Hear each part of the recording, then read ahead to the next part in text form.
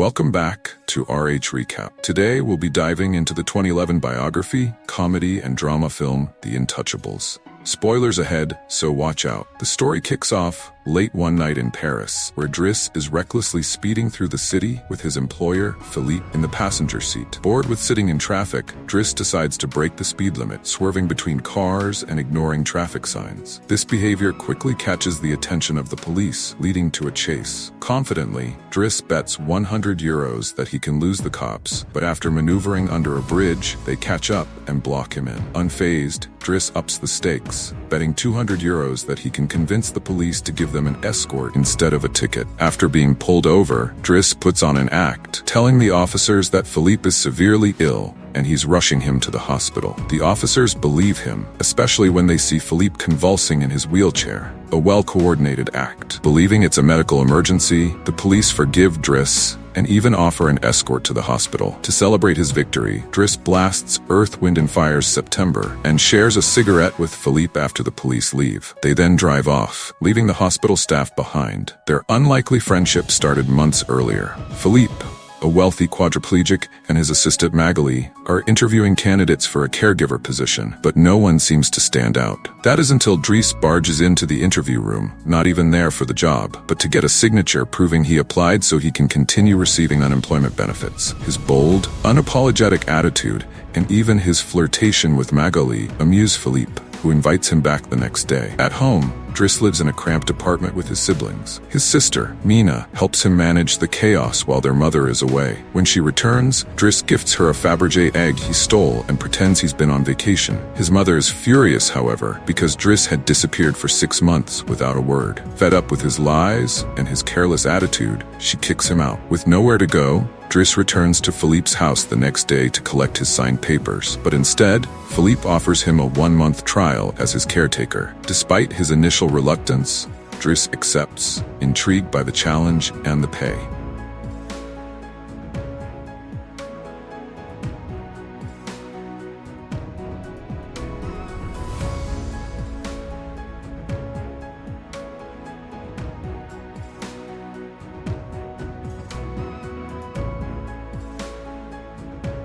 Driss is quickly thrown into the daily responsibilities of taking care of Philippe, from helping with basic hygiene to dealing with the awkward tasks like putting on compression stockings and cleaning him after bathroom visits.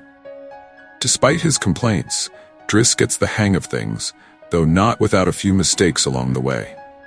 Amidst their developing friendship, Driss continues his bold behavior, like driving Philippe around in luxury cars, dealing with rude neighbors, and dismissing the opinion of Philippe's disapproving staff. Despite his rough exterior, Driss brings a new sense of adventure and humor to Philippe's life, showing that he values him as a person rather than just a patient. Philippe, in return, appreciates that Driss doesn't treat him with pity, allowing their bond to grow even stronger. This time, Driss doesn't hesitate. He bundles Philippe up in blankets, places him in his wheelchair, and takes him for a nighttime stroll by the river. It's the first time Philippe has seen Paris by night in years, and as they walk, he begins to relax. Philippe opens up to Driss, explaining that while his medication helps, it can't completely eliminate the phantom pain he sometimes feels. As they pass by a group of women, Philippe confides in Driss about a more personal challenge. Due to his condition, he's no longer able to physically please a woman. However, he can still feel pleasure when his sensitive areas like his ears are touched. When Philippe's phantom pain starts to creep back, Driss offers him a hit from one of his joints. Initially skeptical, Philippe gives it a try and ends up enjoying the experience. The two then head to a restaurant where they joke around and share a meal. Feeling comfortable, Philippe tells Driss more about his past. He reveals that he met his wife while they were students. After they married, she tragically experienced 5 miscarriages before being diagnosed with a terminal illness. That's when they decided to adopt their daughter, Elisa. Philippe's love for extreme sports and competitions brought him joy, and paragliding was one of his favorites. However, during a fateful session, bad weather led to a crash that caused his spinal injury. Even so, Philippe confides that his greatest handicap isn't being in a wheelchair, it's living without his wife. After more laughter and banter, Philippe realizes that Driss has completed his 1-month trial. Officially hired now, Driss is asked to return the Fabergé egg he stole, which holds deep sentimental value for Philippe as it was a gift from his wife. Each year she gave him one, and now he has 25, representing their time together. The next day, Driss catches up with his sister Mina after school. She's annoyed because he hasn't been responding to her messages, except to ask her to find the Fabergé egg. She also mentions that the police have been calling their home. Later, Driss visits his brother Adama, who admits he was caught with 30 grams of drugs. Driss tries to take him to lunch, but Adama brushes him off and gets back into the same suspicious car from before. Back at Philippe's, Driss sits in while Philippe dictates another letter to Eleanor. Driss finds the flowery language dull and suggests Philippe be more straightforward. He's also shocked to learn that Philippe and Eleanor have been writing to each other for 6 months without ever exchanging pictures. When Driss finds Eleanor's phone number in one of the letters, he sees it as a sign and dials the number, handing the phone to Philippe and pushing him to finally talk to her directly. The conversation goes better than expected, and soon Philippe is constantly on the phone with Eleanor, even right before he and Driss attend an opera. At the opera, Driss can't help but laugh at the extravagant costumes, much to Philippe's amusement.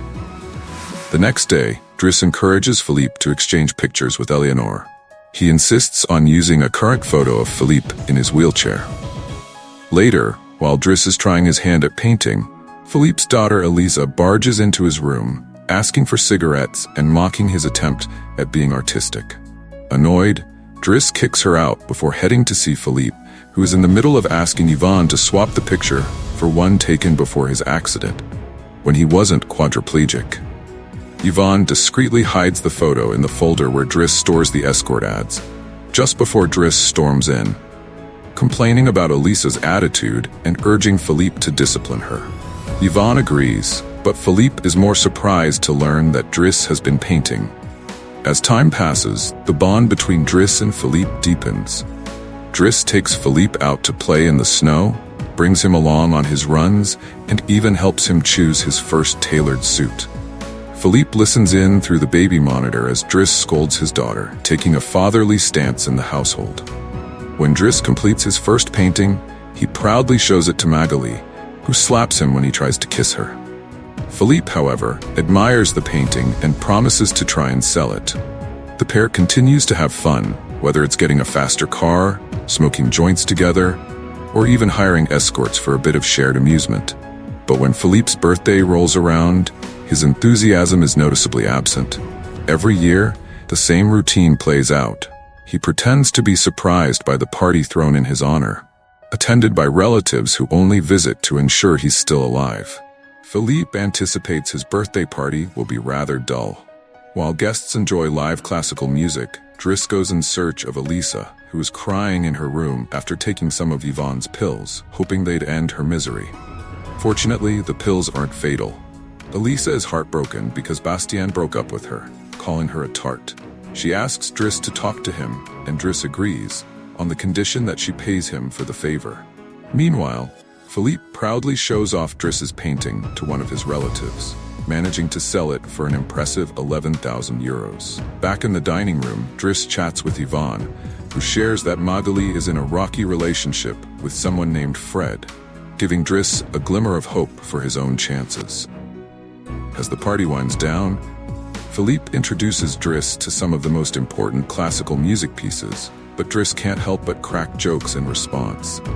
Once the live music ends, Driss grabs his iPod and blasts Boogie Wonderland by Earth, Wind & Fire, dancing energetically in the middle of the floor. His moves are contagious, and soon everyone joins in, much to Philippe's delight.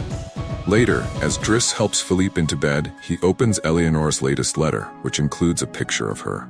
She's beautiful, and in the letter, she proposes they finally meet in person the following week when she's in Paris. On the day of the date, Driss and Yvonne help Philippe try on several outfits before settling on the perfect one.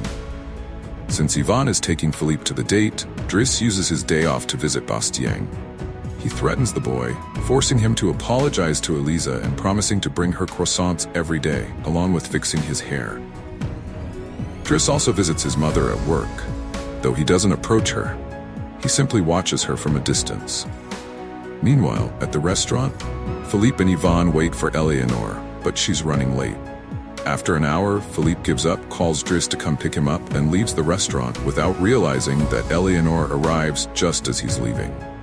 That night, Philippe takes Driss on a flight in his private plane, giving him the money from the painting sale, which makes Driss immensely happy. The next morning, they go paragliding, something Philippe insists on despite Driss's reluctance. After a few moments of fear, Driss ends up enjoying the experience. When they return home, Driss finds his brother Adama waiting for him, sporting fresh scars on his face. Driss scolds him, but Adama still refuses to open up about what's happening in his life. Frustrated, Driss tells Adama to wait in his room while he checks in with Philippe. Philippe, however, isn't ready for sleep yet.